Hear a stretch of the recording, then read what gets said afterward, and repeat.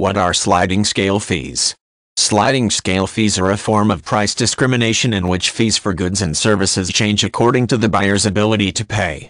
People who have higher incomes or assets are charged more than those who have less. Sliding scale fees are used in a number of contexts and are utilized for both non-profit and for-profit purposes. Many non-profit organizations charge sliding scale fees for services they provide. The higher fees of wealthier users of the group's services subsidize services for poorer users who could not afford to pay the full price, allowing these organizations to aid people who could not afford to pay market value for the service while still bringing in enough income to continue operations. Some schools and colleges offer reduced tuition fees to students from low-income backgrounds, for instance. Sliding scale fees are common in medical facilities. Religious institutions that offer services such as childcare or education often charge according to income.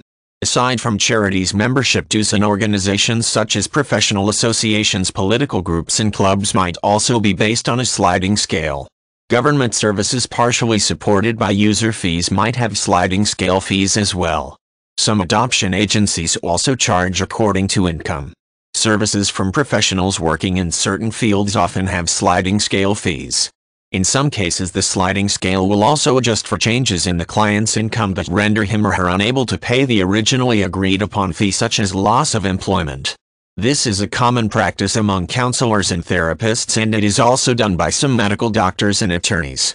This can be done for business purposes because it increases the number of people who are potential clients, maintains relationships with clients who have suffered temporary financial misfortune, and can help bring in new clients because of referrals from existing clients or by creating a positive reputation.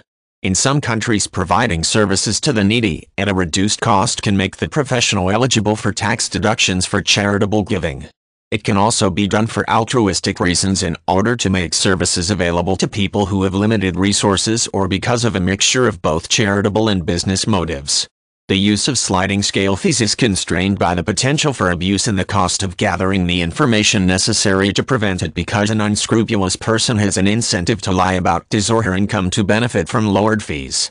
For example, retail stores might potentially increase the number of profitable sales they make by charging on a sliding scale because they would have more potential customers, but the cost in both time and money of acquiring the necessary information would be prohibitive.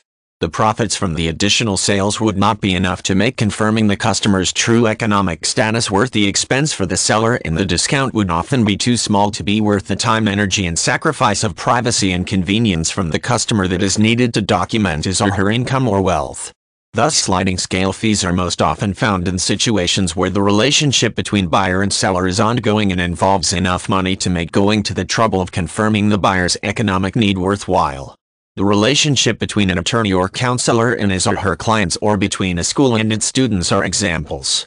Sliding scale fees can also appear where the relationship is not necessarily ongoing, but the cost for a single service is potentially very high, as is the case with many medical procedures or the adoption of a child.